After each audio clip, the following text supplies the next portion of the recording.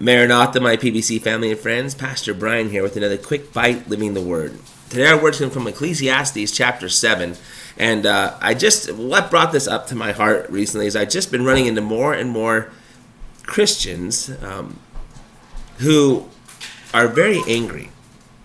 That's the best term I can use. They're just angry at the world. They're angry at this time. They're angry at other Christians. They're angry at the church. They're angry at everything. They're just full of anger.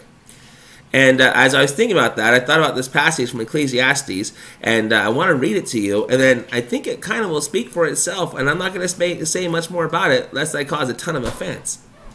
But Ecclesiastes chapter 7, Ecclesiastes, this is Solomon, right? With the wisdom of God, writes these words. He says, in verse 8, to begin with, he says, "Better is the end of a thing than the beginning thereof, and the patient in spirit is better than the proud in spirit." Okay, I want to pause here for 1 second. Here's the point. He's saying, listen, guys, we'll know at the end why it was so much, what God was doing was better.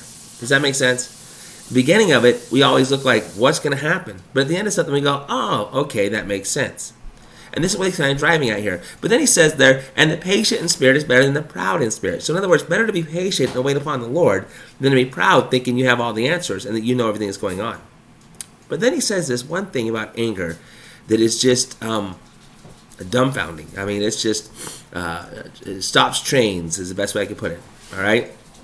And so I want you to think about this. If you've been finding yourself in an angry disposition lately, where you're just mad at everything, I want you to pray about those things. I want you to work on things with the Lord and help the Lord to put those things away from you, to put on His Spirit, to live in love, joy, peace, long-suffering, patience, all those things. But listen to what He has to say here. And like I said, I might not even really say much about it. I might just read this to you maybe 2 or 3 times in a row and let the words themselves just sink into you, because the Lord's word is much finer than anything I could possibly put into it. So here is the word. Verse 9. "Be not hasty in thy spirit to be angry, for anger resteth in the bosom of fools." Be not hasty in thy spirit to be angry, for anger resteth in the bosom of fools.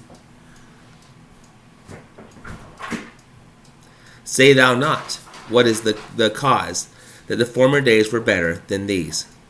For thou dost not inquire wisely concerning this. Let me read it one more time to you guys.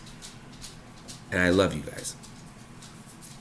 "Be not hasty in thy spirit to be angry, for anger resteth in the bosom of fools. Say thou not, what is the cause that the former days were better than these? For thou dost not inquire wisely concerning this." I think it speaks for itself, guys. I challenge each one of us who've been struggling with anger to recognize what the Lord is saying to us right there. I love you. We love you. God loves you. And God's got this.